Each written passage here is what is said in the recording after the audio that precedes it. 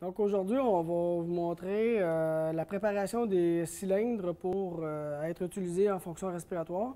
Donc Marie-André va nous montrer comment préparer les cylindres. Donc les régulateurs sont déjà installés. Donc on a les 3 cylindres qui sont utilisés. Donc on va y aller avec celui d'oxygène en premier.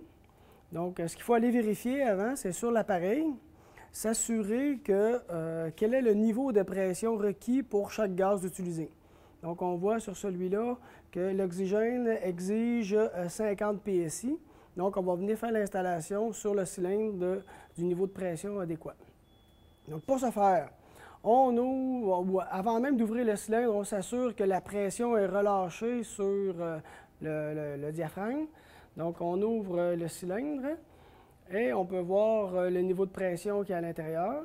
Et par après, on va s'ajuster le niveau de pression requis pour faire fonctionner l'appareil. Donc, on tourne la bague qui nous permet d'aller faire l'ajustement de la pression requise, qui était de 50 PSI. Donc, on s'assure d'avoir repéré au préalable le niveau de pression sur le régulateur pour en faire l'ajustement. Donc, là, maintenant, on est à 50 PSI. On va procéder maintenant pour le cylindre suivant qui contient du CO et de l'hélium. Donc, on va aller vérifier sur l'appareil quelle est la pression requise. Donc, sur l'appareil de fonction, on voit que le niveau de pression nécessaire pour le mélange de diffusion est de 100 PSI. Donc, c'est le niveau de pression qui devrait être ajusté sur le régulateur.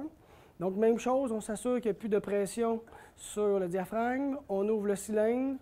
On repère sur le régulateur le niveau de pression qu'on devrait ajuster, donc qui est 100 PSI.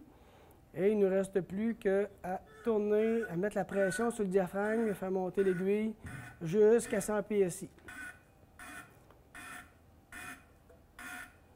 Donc on voit que pour chaque gaz, le niveau de pression est différent, donc d'où là l'importance d'aller vérifier sur l'appareil.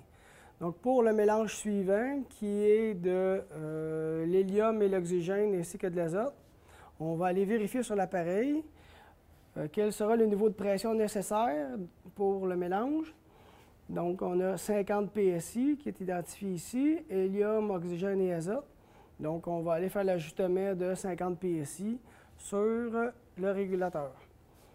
Donc, on s'assure qu'il n'y a pas de pression sur le diaphragme, on ouvre le cylindre et on ajuste le niveau de pression nécessaire pour bien faire fonctionner l'appareil. Il est important de respecter les niveaux de pression parce que si on met des niveaux de pression supérieurs nécessaires au fonctionnement des appareils, ça peut endommager les circuits internes des appareils. Donc maintenant, on est prêt à utiliser les gaz pour faire fonctionner l'appareil pour nos tests de fonction respiratoire.